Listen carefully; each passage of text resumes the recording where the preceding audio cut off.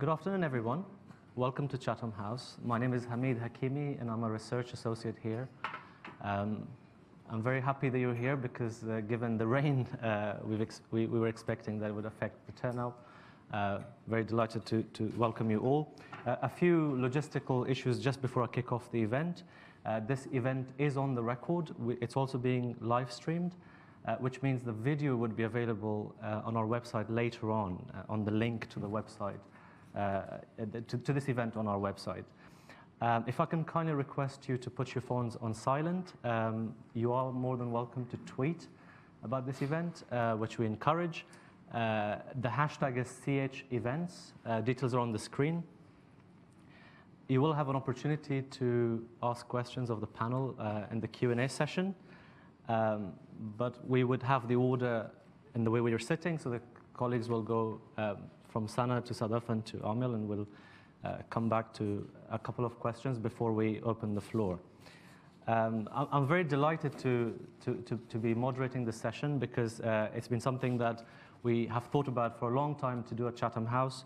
The idea of Pakistan-Afghanistan narratives based on our work in the two countries. We thought it would be very useful to have a conversation that's from a fresher angle. As you all know, we are in a world of mobilized publics.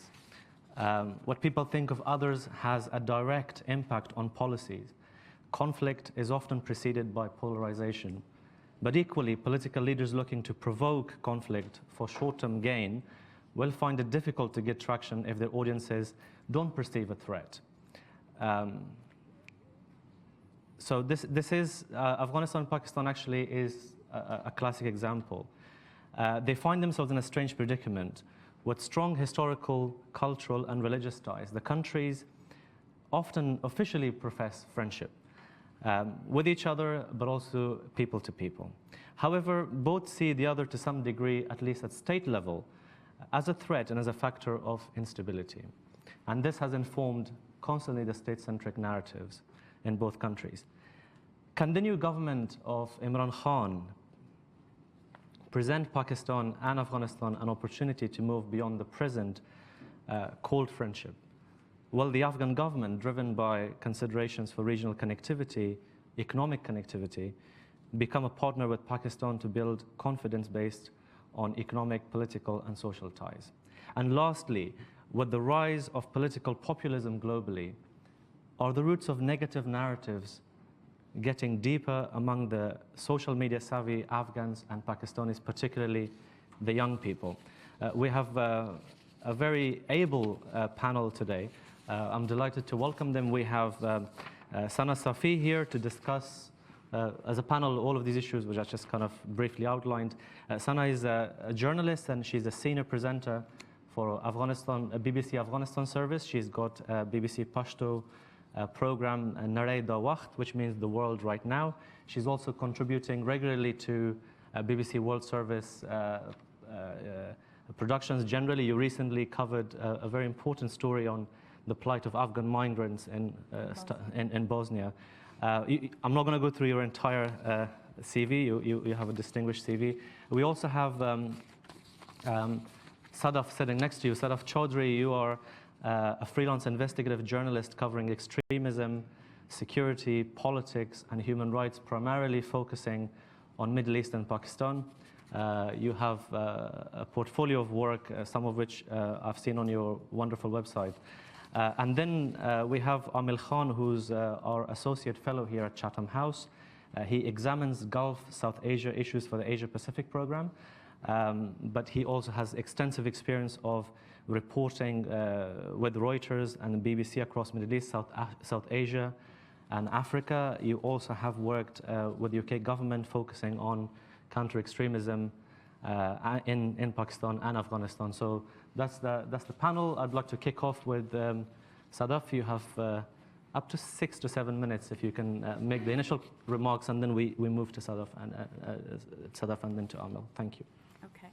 Thank you, Hamid, and thank you everyone for coming. If you ask Afghans what they think of Pakistan, the answer will most likely be negative. And if you ask them further why they think that and what makes them think that, the answer will depend on their personal experiences, how they see their situation in relation to the rest of the country, and what they see on media and on social media. So the first category of Afghans who have nothing good to say about their neighbor are those Afghans who were forced to become refugees in Pakistan after the Soviet invasion of Afghanistan and the subsequent years that people left. Some of their memories are still fresh from that time. Some of them are negative memories, be it police brutality or exploitation or discrimination. The second category of Afghans are those who live under the Taliban-controlled or influenced areas. Those Afghans, when they compare the situation in their own localities with the rest of Afghanistan, they automatically blame the Taliban for that, because predictably their areas are behind when it comes to development, be it economic, social, human, or political. So they think that the reason for their backwardness, quote unquote, is because of the Taliban and by extension, Pakistan. For instance, I was chatting to a woman in Helmand who had recently moved to Lashkargah, the capital of the province, from one of the districts where the Taliban have control. And I was asking her about schools, and I said, did you have schools? She said, yes, there was something for boys. It was a madrasa, but there was nothing for girls. So, and then she went on to say that the Taliban are there to make our lives hell. It doesn't affect them because their own families are not here. They're in Pakistan. And so this is a woman who is a housewife. She has never gone to school, but she understands what's happening in her locality. And also she has heard the macro narrative that Pakistan is supporting the Taliban. So the third category of Afghans are those who are mobile, urban, connected, media savvy, tech savvy. They get all their information from the media. And the media in Afghanistan, it would be fair to say, is one of the biggest achievements of the Afghan government, but it has been at the service of the political elite. And the political elite has used it in a way that has driven this anti-Pakistan narrative. So the political class have blamed Pakistan for anything that's happening in Afghanistan. So one example would be that there is a major attack in Kabul, for example, and as soon as you put the television on, you see commentators, experts, or politicians. They blame Pakistan prematurely without waiting for any investigation or any sort of fact findings. So the urban young Afghans get the information from their political elite. And at the same time, they take that on social media, they debate it with themselves, with their friends, in their localities, in their communities, as well as on social media, in their own groups where no one else is allowed. The voices of dissent are silenced because those are like-minded groups that only like-minded people can attend. So they reinforce those views with each other. And speaking of the media in Pakistan has not helped when it comes to the anti-Pakistan narrative. And that's, what I mean by that is there was an attack in Kandahar that killed the provincial police chief, General Abdul Razik, a few weeks ago. And soon after that attack, there was a newspaper article in Urdu that was circulating on social media, and Afghans were distributing it crazy. That article read that Kandahar mein zabardast khunrizi. If you translate it into English, that would read as spectacular bloodbath in Afghanistan. And Afghans saw that as a direct attack on their, not just on their country, but it was sort of insensitive. Whether that article was authentic or not, we don't know. So that's another dimension that will come into the debate, and we will cover it. And another element that I would like to mention in widening this gap would be the lack of people-to-people contact between both countries. So in the last few years in particular, the interaction between Afghanistan and Pakistan, or the people-to-people interaction, has reduced dramatically, especially after the closure of the Turkham Gate that has affected trade as well as other interactions and other aspects of life. So there is an interplay between all these factors. They're not exclusive of each other. Thank you very much, and extremely on time, I must say. Sadaf, you've got a challenge of 6 minutes. Thank you. Hello, everybody. I would say it's always been a difficult time to understand when is it a good time for regional dialogue between the two nations.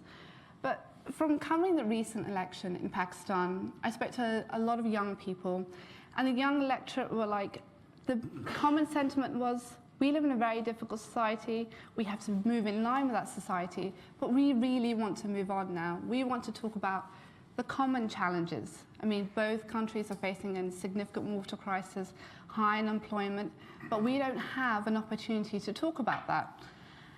The young people were like, I would love to know what about the Afghans, about the people my age across the pond, but we can't facilitate an effective dialogue because there is nobody to bridge that gap. And I think the main issue surrounding that is how these countries are represented, especially the news. I mean, there isn't even an Afghan base in Pakistan. There was a reporter from Tolo in Peshawar, but he was expelled. It's the same on the other side. Afghanistan does not have a Pakistan bureau. So if you don't have a vibrant representation of what is taking place on the ground, how can these two countries, which are extremely similar, have an effective dialogue? And especially just, I think, a month ago, I was speaking to the government and the local populations in Peshawar. It's amazing how the situation was the same, but it's amazing there was no real indication of an effective, viable strategy by the government. But locals in Peshawar, they were thinking about maybe getting involved in the grassroots initiatives, maybe increasing a dialogue that way. So I think the real issue is we need to move away from an historical discourse into a current day political dialogue, because from what I've heard with young people, the only experiences and information outlets they get are always from the Soviet times and the Mujahideen examples. That does not represent what is taking place now. It doesn't really affect a viable change in the trajectory of where these two very similar nations are going. For one example is, if you take the recent proposal by Imran Khan to affect nationality for Afghan refugees in the country, it was controversial. The likelihood of it actually being engineered and effective policy was limited. But what it did do was it triggered a much needed debate on security and the humanitarian aspects. Because for so long, Pakistan hasn't had a real policy on the situation. They aren't, even after 14 years, knowing how many Afghan refugees are actually in the country. There's no real viable data. There's a significant strong objection in Sindh and Balochistan provinces, especially in Balochistan. It's a very large province. And the politicians there, specifically Akhtar Mengal, who recently joined the PTI government with Imran Khan, stated he would only join the PTI government if there was a significant objection to the forward moving of this policy. He said if there are more Afghan refugees in Balochistan, it would completely change the ethnic demography of Balochistan. The numbers don't quite stand up for this stance, but you can understand there's a significant objection for this move to be carried forward. And we really have to understand why that is in a far more wider context. If you look at the Pashtun Tahfuz movement, which is a social movement for the rights of the Pashtun people in Peshawar and KP and beyond, you would think with Imran Khan belonging to a Pashtun tribe, the Niazi tribe, there would be a significant better representation. But there isn't. They feel far more marginalized. They feel they are on the fringes. They are not having a viable dialogue in order to really ascertain the concerns that are affecting these people. I mean, they are constantly barraged by the issue of enforced disappearances, extrajudicial killings. But now the Pashtun Tahfuz movement has become an extension of the Afghan issue in the country. So how can we solve these problems? A couple of years ago, I came across a report by the the World Project based in DC. What they did was they went to 2,000 households in Afghanistan and Pakistan and asked ordinary citizens about various themes such as bribery, corruption, crime, their access to justice. This study took 2 years and the results were amazing. There were similarities on both sides, whether it was crime, justice, access to justice, government accountability. The results were the same. What that created was a dialogue which amplified how similar these two nations were. And then if you could take the study and basically scale it out, there could be a scope for maybe regional greater cooperation. And in order to, as this subject is titled, Frosty Nations, we could facilitate some kind of thaw. Because with Imran Khan, it's a relatively short time in governance. How much he could introduce a warming of neighbourly ties is a bit, I think, in a limbo stage at the moment. But what Pakistan really has to understand is, without a stable Afghanistan, they won't be able to create a society that isn't significantly more militarized and radicalized. So I think both of the countries have to move away from the trajectory of the blame game. They have to bring the right actors onto the negotiating table. And the only way that is possible is to create a vibrant representation of these nations. Because if we don't understand that the stakes are possibly at their highest, as we are all aware in this room, the security situation in the last 2 years has significantly declined, and the perceptions have become far more focused in this deep-rooted acrimony. So the media could be one way we could really broaden this conversation. We could allow significant resources to be providing a base for Afghan journalists and Pakistan journalists in order to move away from this negative trajectory and offer social media and the conventional news cycle to represent an informed dialogue, because we have to move away from the past, because the population, as I said, is significantly young, and they are what we can galvanize for a more, I think, appealing and vibrant conversation, because if we focus on crisis points, we will not be able to move forward. Thank you very much. Amil, over to you. Thank you very much. Shortly after Imran Khan's election earlier this year, there was a really good article by Jason Burke, and a writer whose work you might see in The Observer and The Guardian. And he made a point that really stuck with me. He said, when we in Western countries think about places like Afghanistan, Pakistan, the Middle East more generally, and Africa, we think of the past. So we think, even if we love those places and we love what we're talking about, there's great things we've forgotten, it's the past. If we hate it, it's backward, it comes from a terrible time, savages, we were like that in the 1300s and we've moved on. Everything is always in the past.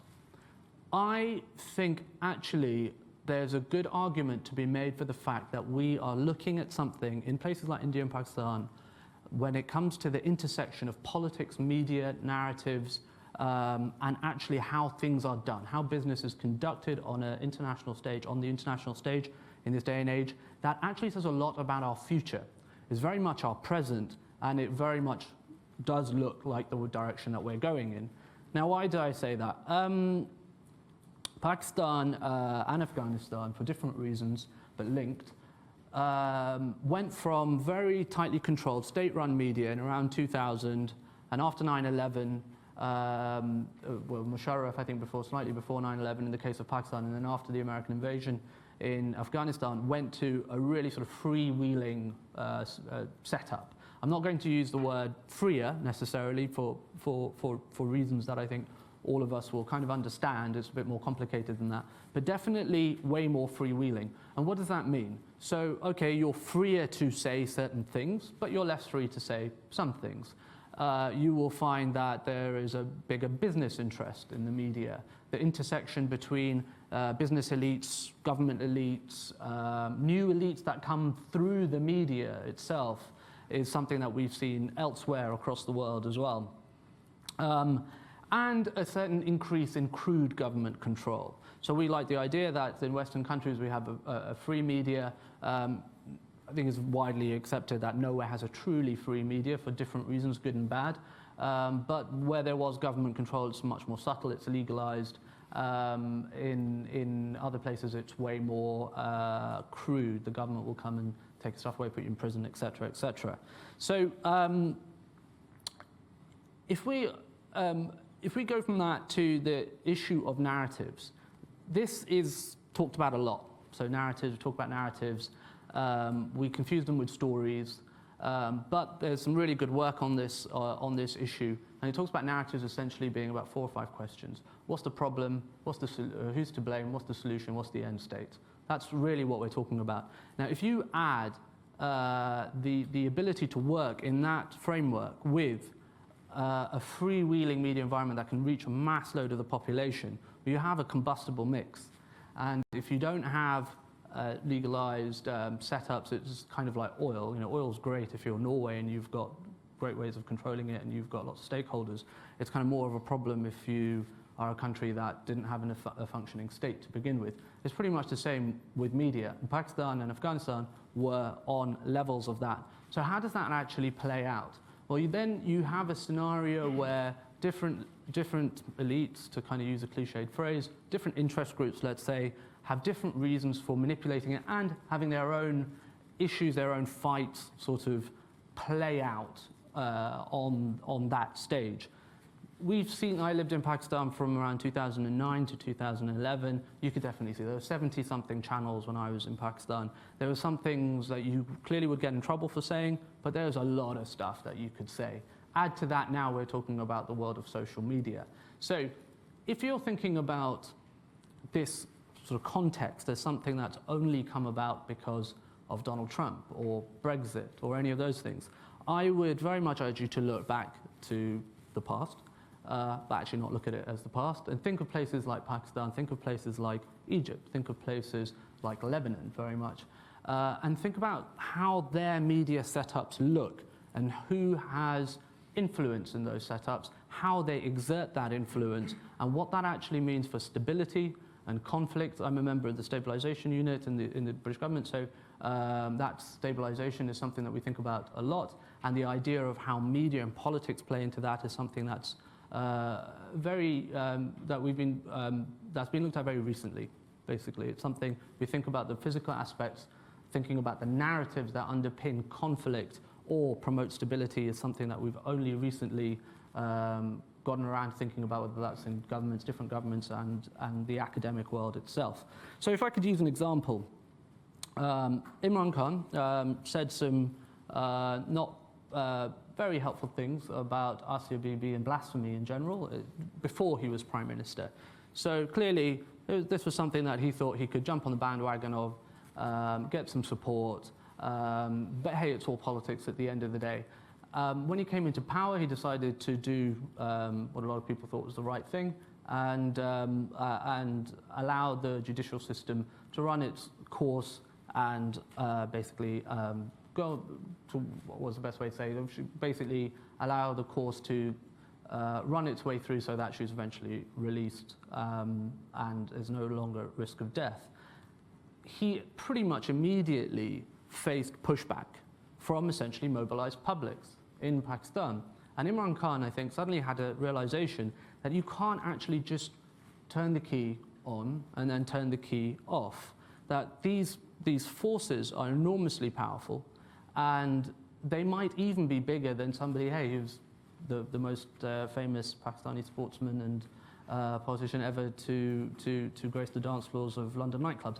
But that, I think, was maybe a rude awakening for him, but I think something that also that people have been grappling with, whether we're talking about in Western countries, we're talking about here, in the UK, we're talking about European politics, and definitely politics back in the US. So, last point, I think I'm roughly on time. Less than a minute, okay. So the questions really are, if we stop looking at these places as the past and siloed, and we start looking at dynamics in Pakistan and Afghanistan, and that intersection of politics and media and perceptions, narratives, what can we actually take from that, instead of just looking at it in a Petri dish? I think there's there's a lot to be said around the idea of leapfrogging, about media regulation, about short-term political gains as opposed to long-term stability. What does that mean for outside actors? What does that mean for local actors? Are outside actors really the right people to come in and spend a lot of money when they perhaps don't understand the power brokers in the area and the people with money and the people who might want power? Or is it something that could be done on the ground? Essentially, the point that I'd like to end on an observation. If interested, positive actors don't want to do that, interested, negative actors will do that. And we know that to be the case. We know that to be the case on an international level. They could be hostile non-state actors, they could be state actors, but they could also be, what's the best word to use, a sort of confluence of interested groups, lots of them, who eventually end up being a large amount of people. We know that social media has the ability to generate income for individuals, and the big difference between the discussion about disinformation, what's different between now and the Cold War. Well, one of the things, there's an ongoing discussion, so I won't get into that now, but one of the things is social media makes you money. If you want to be out there and saying distasteful things, you will become more popular and you'll earn more money out of it. And that is a problem and true if you are in the UK or if you're in Pakistan and Afghanistan. Thank you very much. Just before I open the floor, I wanted to maybe ask some exploratory questions so we delve into this unpacking of narratives a little bit further. I mean, this question is for all of you. Perhaps I can invite Sadaf and Sana first to tell us about, maybe highlight through your experiences about the level of information or the level of awareness that exists on both sides, especially among young people, about the other side. I mean, you spoke about how the narratives in Pakistan predominantly is stuck in a Soviet era of Afghan refugees that we hosted here, and that's the prism that is prevalent. I know you spoke about the impact of conflict and how people immediately translate that as Pakistan being the reason, because that's what they hear or that's what they perceive. But how have you experienced this lack of connectivity, or let's say lack of awareness of the young people on both sides through your work? If you can maybe reflect on that through any examples you've had. And maybe I can ask Amil a follow-up question after that. I don't mind. You can go first. Okay. In terms of the lack of connectivity between young people on both sides, last summer, in 2017, I covered the water crisis in South Asia. And I fundamentally started in Pakistan because I was working there at the time. And we started digitally mapping the crisis. And then I was like, we need to extend this. What's going on next door in Afghanistan? And I was speaking to a group of students in Lahore at Lund University, and they were incredibly excited in order to bring their small, scalable litmus test study in order to Afghanistan. But they instantly just stopped because they were like, we will never, ever be able to have the access to Kabul. They just wouldn't give us the reception, the positivity. So we don't really think there would be a need for this project to be sent over, because we will basically have a roadblock, an initial hurdle. And I was quite alarmed by this. I was like, this is a very young group, very educated, but they still feel Afghanistan is just far too far away for any real opportunity or strategic development. And it really depends where you go in the country as well. I worked a lot in Karachi, and I found the Afghan refugees there have established a life. They've, created a business. They have an extended family. It's a real life for them. But if you go to Peshawar, the situation is very bleak. The young people really only understand Afghanistan from what their parents have told them, and because they haven't been over for a significant amount of time, they've lost interest. And that's actually quite a shame, because they will not understand the homeland of their parents. They won't understand, is there scope for maybe one day we can go back, create some kind of future? And I found that quite saddening. I mean, as a reporter on the field, you know you're going to come across this, but it was remarkable how throughout the country, there's very negative, unhopeful perception of the future in Afghanistan. But what I was amazed by was local grassroots situation in Karachi. They were trying to create some kind of like a film club online to talk about similarities in Bollywood, see, if we can create a dialogue from that. And I found maybe small initiatives like that could create some kind of connectivity. But one thing I feel that's very important is the stakeholders, such as the government. There was a positive peak, I think, during was it the cricket? Yes, the ISI chief from the ISPR, Asif Ghafoor, tweeted his support, didn't he? Which I think is a real step forward. If you can get people in, where the control is held, really, to create a real positive, meaningful dialogue of peace, even like as they say, through cricket diplomacy, maybe there could be a step forward.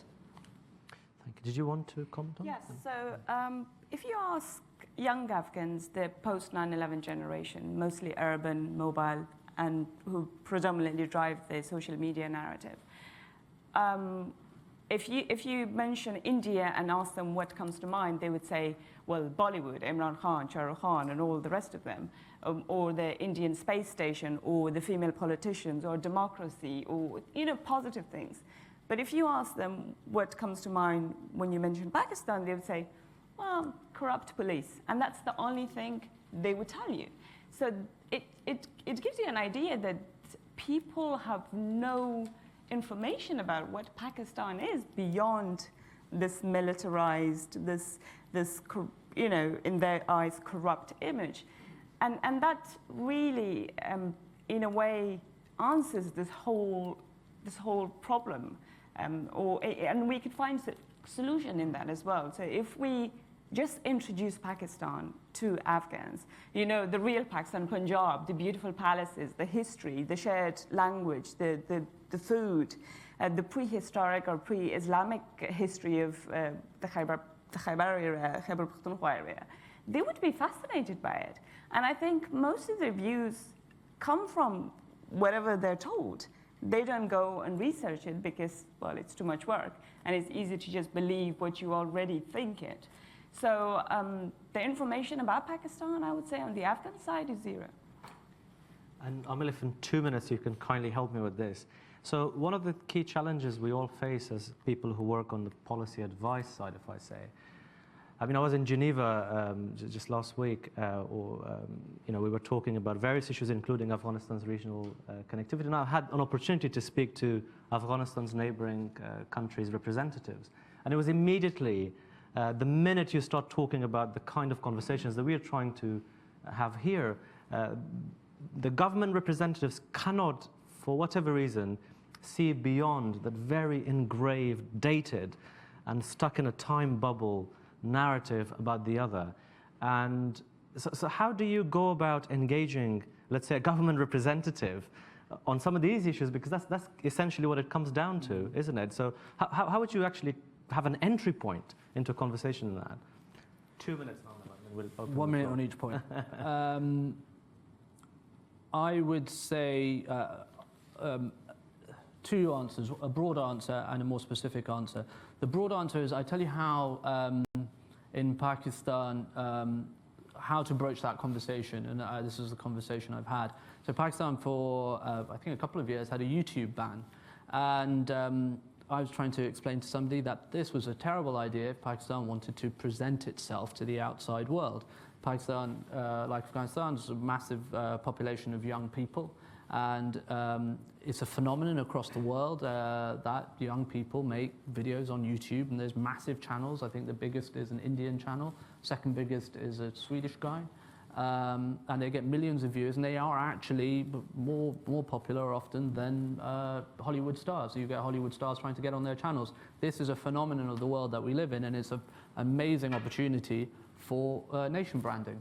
But it's a kind of nation branding that often makes governments across the board kind of a little bit nervous because you don't control it. You're not giving money to somebody and you're telling them and they sign off every month on what you're producing. You're actually trusting young people to just go off and do stuff. And I've got kids, so I know that that's normally a terrible idea, like just trusting kids to go off and do stuff. The second issue I would say is if you're an outside actor and you're coming in, you have to know the nitty-gritty of the setup of the environment that you're in, because you could well be having that same conversation with a government official without knowing that they actually, their family owns the media monopoly in the country. So that conversation is going to go down badly for reasons that you might not be aware of at all while you're sitting there in that meeting.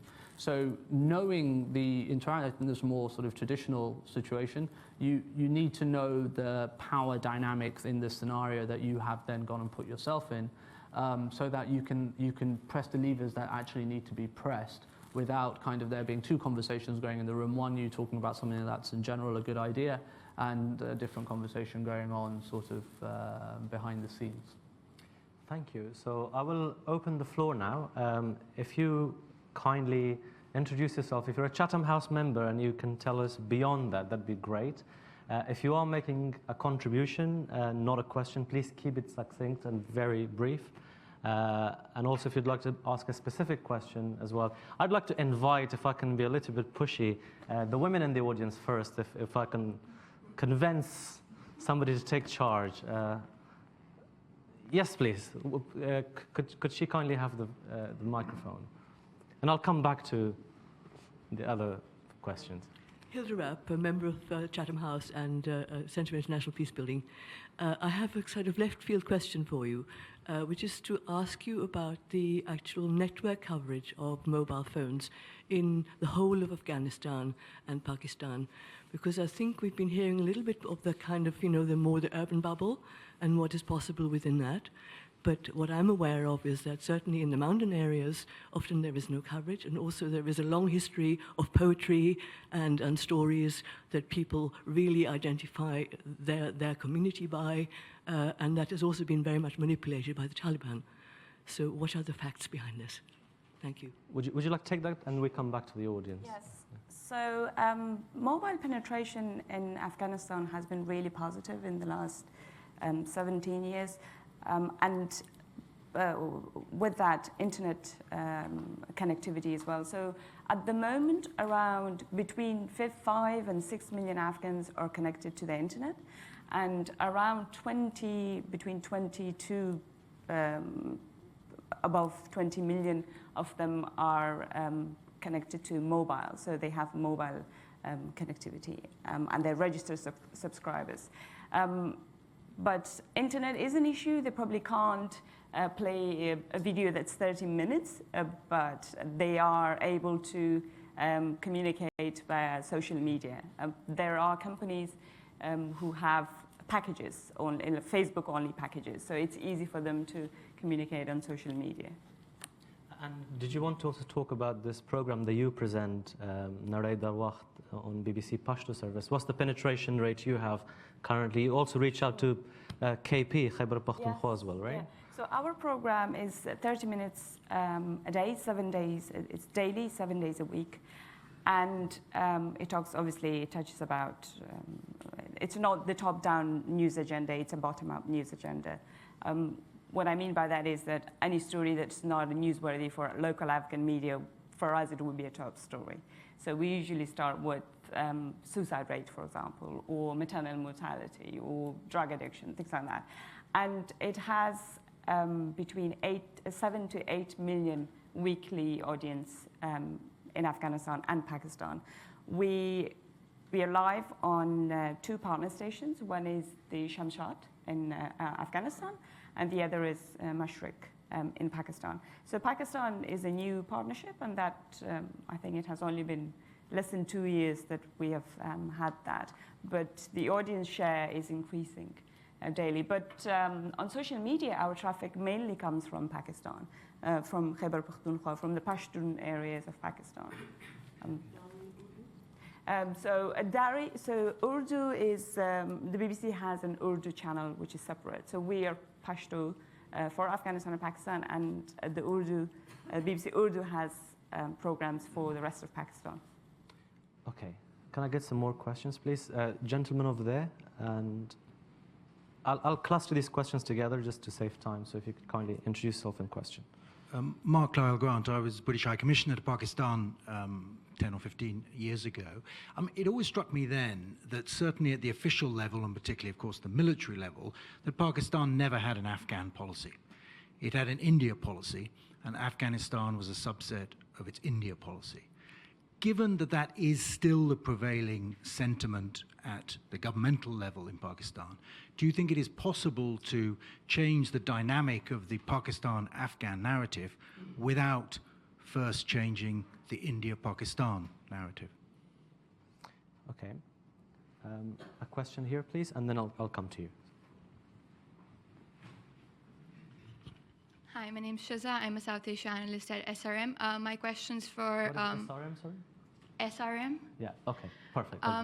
So I wanted to ask, obviously we're talking about a lack of information that people in Afghanistan get in terms of Pakistan, but do you think that there's the information that is available? Do you think that also comes from a certain vantage point, maybe that information coming from the West or coming from maybe India? Do you think that sort of affects the Afghan population as well, and are there any ways to filter out those kind of that information as well? Thank you. Okay. And gentleman there in the front, please. We'll take these 3 questions and then we'll move to the second. Thank you very much. My name is Duncan Bartlett. I'm the editor of Asian Affairs magazine. So I'm picking up themes from the 3 panellists that they're in favour of more dialogue, more exchange of information and ideas, a freer media. My question really is, who can help you achieve those goals? I mean, in an audience of Chatham House, of academics and students and so on, you'll find a lot of people who share those values. But who do you have to get to change their mind in Afghanistan and Pakistan in order to get more dialogue and more move towards a more effective exchange of ideas, as you've put it? Okay, thank you. So question 1, could you have an Pakistan-Afghanistan narrative without first tackling Pakistan-India narrative? And that's how Pakistan views Afghanistan. The second one is, can the Afghans filter the information that they receive through other channels as well? And who can help you bridge all of these? So sort of 3 questions. Amil, did you want to kick off with the first one, and then Sadaf, if you wanted to comment on that as well? Okay. In short, I'd say yes, you can. And I would say that because I think it's possible. I think particularly with Pakistan and Afghanistan, the potential for there's the linguistic and cultural ties, the potential for leapfrogging all of sort of the India and everything narrative. I mean, basically, I guess what I want to say is that it depends on how you see the world. Do you see the world as men in suits talking to men in suits, and that is still the impetus of how we do business in the world that we live in today? Or do you think that there's more of a ground-up sort of swell? If there is more of a ground-up swell and that can drive policy, then India and Pakistan and Afghanistan are really well placed to do a lot in that direction. And it could well be tweaks that come from, for example, to answer the second question, the IMF, for example. If we have a more holistic review, we get very stuck talking about how do you make individual governments act in a more unified manner. Well, how do you make international organizations act in a unified manner? So how do you make several governments and the IMF and somebody else say, I feel sort of ridiculous even suggesting it, but if you could do that, then you could actually, for example, change. If you could convince funders and people like the IMF to enact change whereby to import or export between Pakistan and Afghanistan, you didn't have to go via Dubai, which is frankly kind of really weird. You would automatically increasing people-to-people contact, and you could kind of not have to deal with the Pakistan-India issue on that level, while people-to-people contact, while trade, media, travel increases. So I think there's a long-standing theory in international relations that you kind of build it and they will come, can work at times. If there are ties, despite official hostility, frostiness or whatever, then you can overcome, you can come to a point where a solution is easier to reach. And that actually was probably also relevant when we're talking about Pakistan and India as well. Sorry, to add to that, I agree with your point there, because especially this year, earlier in June, there were bilateral discussions between Afghanistan and Pakistan, which were far more successful in terms of creating a regional, I would say, timeline towards stability, because the stakes have never been higher. Pakistan needs to curb the increasing militarization, and they know the ball is in their court. They have to bring the right actors to the negotiating table. And I think with Imran Khan, it's almost because they are trying to see when there's a window of opportunity, when they feel the Afghans are willing to listen, because that's a very tricky paradigm in Pakistan to really navigate with, because from talking to government officials just recently, as of last month, they are saying, we are ready, which is quite an interesting statement by Pakistan to make, but they're looking for the right time. And I think they know the stakes are higher than ever, but what is really crucial is if Afghanistan can really agree to the terms set, because placing the onus on Pakistan constantly, really that blame game doesn't work in terms of long term, because I've seen, some documents off the record, and there is significant negotiation and objectives that would really make a really valid partnership. But at this point in time, the Afghans aren't willing. So I think it's just about timing more than the international framework of how we can just pull it all together. It's really about timing. And I don't think the Indian factor is as crucial as it was before. Yeah, if I can maybe just make a 30-second intervention.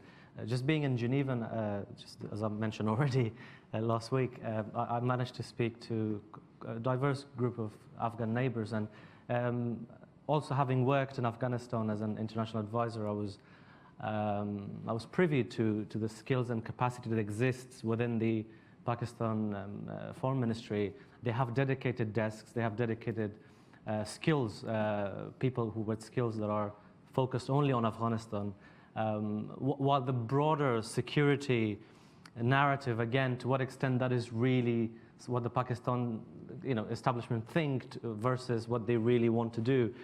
There's that India, somehow it always comes into the conversation. But it was very interesting for me to see, having been in this space for a while, that actually Pakistanis, at least at the foreign ministry level, they were trying to do a bilateral with Afghanistan rather than to constantly be allowing the Indian dimension to overshadow. And in terms of what could others do, one of the things that I'm always struck by is how we get NGOs and various people in Kabul, for instance, trying to connect Afghan students to universities in Missouri or somewhere.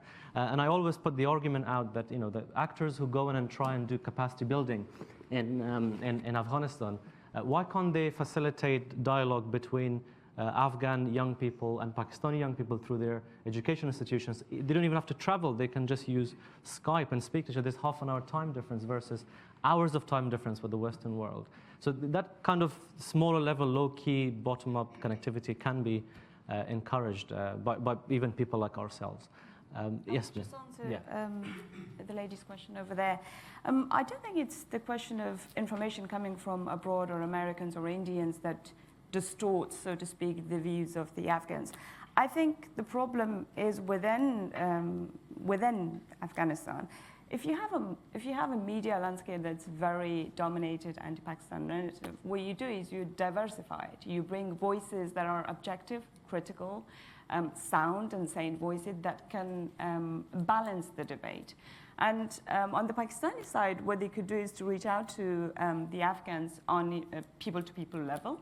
The civil society, the women, the media, they could encourage or initiate that conversation that will bring that diversity into the debate. So I think diversity and objectivity is really important for both countries for them to think about. And the question, as Hamijan answered, was I would slightly disagree. I think it would not be sustainable if someone else encouraged Afghans to behave in a certain way or to increase their relations with their neighbor. I would say Afghan media, women, young people, women's society, civil society. There are groups who work, but they just need to think, I think, a little creatively to reach out to Pakistan on that level.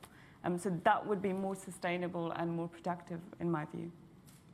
Can I get another round of questions? And then I think we'll have to wrap it up. Okay, the gentleman over there, you've tried to ask me the question for a while, sorry, and then I'll come back to this side. Hello, my name is Michael Burns. I'm a visiting guest. So just wanted to thank the panel for your very insightful comments and for Chatham House for facilitating it. I was wondering what the relationship between the Frosty neighbours will be when, sort of, so to speak, the permafrost begins to melt and global warming increases. What will happen to energy and water relations between the two countries, migrational patterns, and how those two things and others might affect interpersonal relationships between Afghans and Pakistanis? So how would the future of environmental problems affect the two countries? Okay. Aftab, yourself, and then I'll come to you. Aftab Siddiqui, I'm a member of Chatham House, work in the city. Would that be enough for me? We'll let you off the hook on that. I think the question is, in terms of the narrative, what we found kind of, looking at Afghanistan-Pakistan situation is that the organic development of the narrative seems like a bit challenge in Afghanistan in terms of mostly it's influenced by the external forces. And you cannot deny the fact, say, with the US presence, it affects everything what happens in Afghanistan. And sometimes it is felt that that kind of, is Afghanistan becomes a bit of, delivery of the US policies to the region. So how do you sort of, in terms of developing the narrative, how can you minimize that impact in terms of Afghanistan's own organic narrative development so that sort of, it does not become a conduit to the US larger policy in the region? Thank you very much. Yourself, sir. Peter Willits, Emeritus Professor of Global Politics. Is there any connection at all between civil society in Afghanistan or Pakistan and civil society in Syria? And if, as I suspect not, but I don't know, on what basis would the two governments be deciding their policy towards Syria and the involvement of Iran and Saudi Arabia in Syria?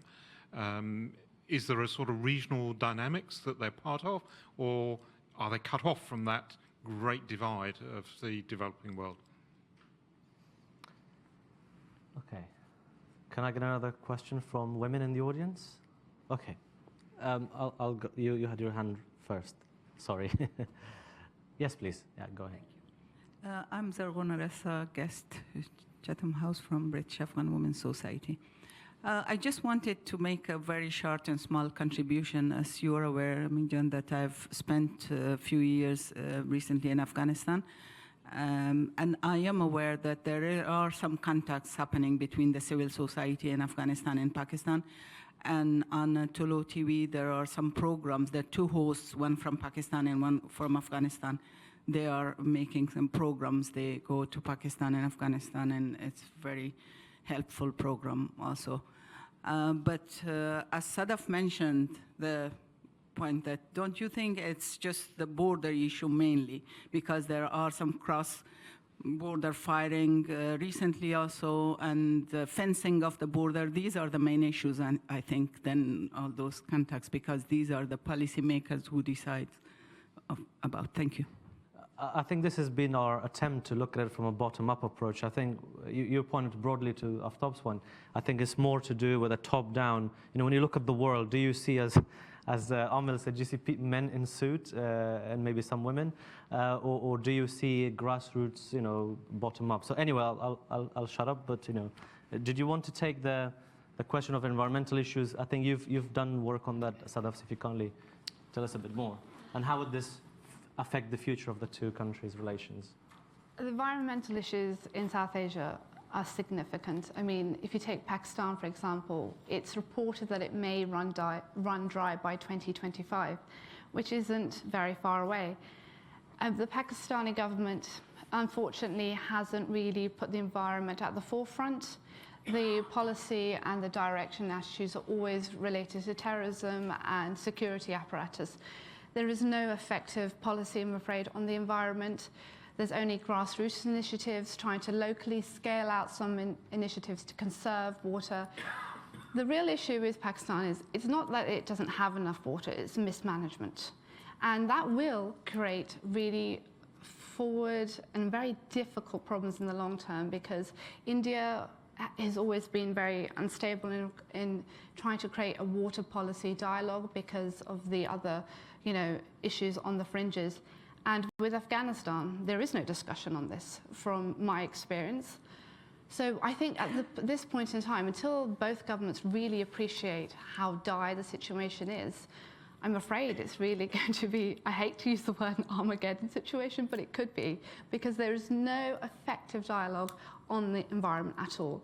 And I found that alarming. After digitally mapping in Pakistan for a whole year, it was basically instrumental for us to realize this is a situation far greater than terrorism in the country, far greater than unemployment or anything. The water issue is significant. But even with Imran Khan, I don't think it's really been touted in the news cycle.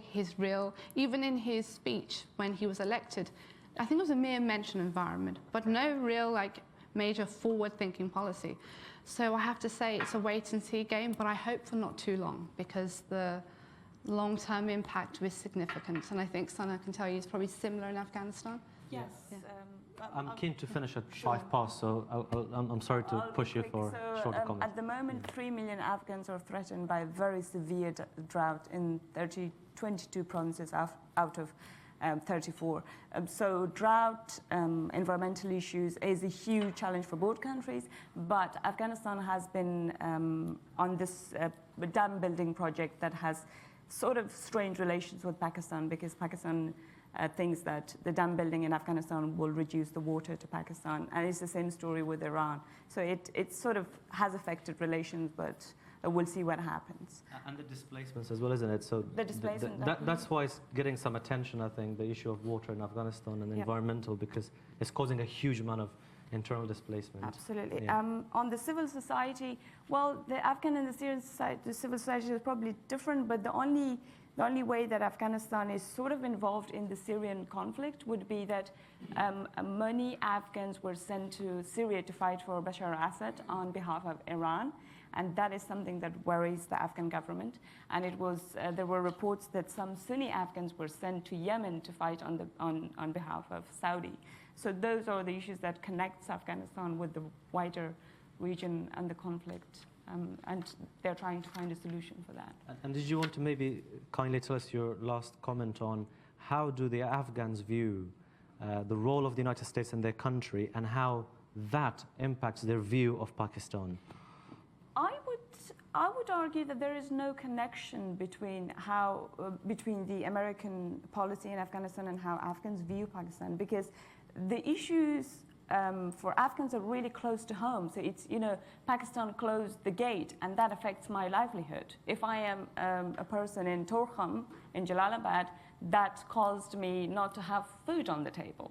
It's not because America told me how to view Pakistan. It's the same with, the border fencing. If you are an Afghan in Paktika province and you've always believed that the international border, the Durand line, well, the international border that Afghanistan doesn't recognize and Pakistan does, the Durand line is affecting, the core identity, because you have families on both sides of the border. So it's mostly how the relation affects my livelihood rather than what America's policy is in Afghanistan.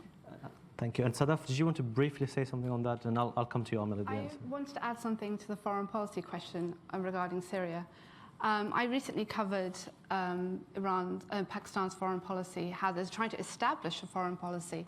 And in regards to Syria, they are very Saudi-centric, but they're with leaning towards Iran, because at this point, the economy is crucial for Pakistan just to get over that leap. But I recently covered a report how Iran has been galvanizing Shia forces in Balochistan to go and fight in Karbala and in Iraq. So I think Pakistan has to be aware, if it does not get involved in a very, cohesive foreign policy, they will not be able to control these foreign militias that are being backed by Iran, which are increasing in numbers. And if you ask the government officials in Pakistan, they will underplay it significantly, but being on the field and talking to the number of bases and recruits in Balochistan, it's significant. So I think you'll be able to see in the news cycle in the next year or so, the numbers will increase. You will see especially in Syria, manipulation of using Iranian Shia forces that are based in Afghanistan and Pakistan. I really think it's a point that's not being focused on, but the numbers are increasing. So I think it's a point that people should be focusing on at this point, and especially in Balochistan. It's a vast province with not much legal infrastructure, so you really have to wait to see what's going to come next. Thank you. Amil, if you wanted to comment on any of those questions. Yep. On the Syria point, and I might just touch the second in the question about organic narratives. So I was in Pakistan when the Arab Spring sort of kicked off, and then right after that I was the FCO's advisor to the Syrian opposition. So, and I speak Arabic and I speak Urdu, so it was an interesting take on that. And I would say what I found, 2 points. First was the ability of narratives to filter what people are seeing in reality. So the existing narratives, as I'm sure a lot of people here are aware, and in Pakistan, is that pretty much everything that happens in the Muslim world is some sort of Western manipulation. So I was at a dinner party, and there were Pakistani academics and I think a Palestinian academic, and the Pakistani view straight away was, well, this whole Arab Spring thing is like some Western plot, and the Palestinian academic just hit the roof. So that was events being very much filtered through the existing Pakistani lens, which was very powerful. I then saw, on the flip side of that, working with the Syrian opposition, that their level of knowledge of Pakistan and Afghanistan was very, very low. So this idea, that all these places are kind of in the same geographical area, have the same culture. The only link between the world of Pakistan in, say, 2013 and 14 and Syria was probably me, by some osmosis of being British Pakistani, and I would get hilarious questions from them, which often confuse the idea of Afghans and Pakistanis. So they'd often be like, well, we've got all these Pakistanis who are fighting, and at the point they weren't, it was Afghans. I said, you mean Afghans? They said, yeah, same thing, it's over there. So not a lot of knowledge, but at the same time, a few months after that, I could see when the Iranian the push to recruit in Pakistan and Afghanistan happened, and the Syrians were picking up on that, and the manipulation of particularly religious narratives. We're going to defend Karbala. We're going to. This was very much to pick up on the point about organically how narratives are formed. You have to be something I see in my everyday work quite a lot. If you have to have a really granular knowledge of people's views and perceptions and audiences, and for a long time we thought that was just not possible if you were an outside actor. But we do know now from what Russia does that you can do that as an outside actor, and I definitely saw the Iranians doing that in Pakistan and Afghanistan, and that directly affected what the Syrian perception of Afghans and Pakistanis was. Thank you very much. So very, very brief points to try and conclude what I thought was a fascinating conversation. We can certainly go on. I can see Ludwig there pointing at the clock. So we had the objective by organizing this event to hopefully help all of us in the room to see the Afghanistan-Pakistan narratives of conflict from a bottom-up way, and as opposed to a top-down, state-centric prism. Also, a couple of key takeaways for me is that the region is not necessarily the past, as we might sometimes see it, and it may actually tell us something about our future in the West as well. And I think for me the key takeaway is to go and think what are the key entry points that we can all think about and hopefully be contributing to and facilitating a youth-to-youth, people-to-people contact in the two countries. And if I can ask you to please give a round of applause to our panel and to yourself.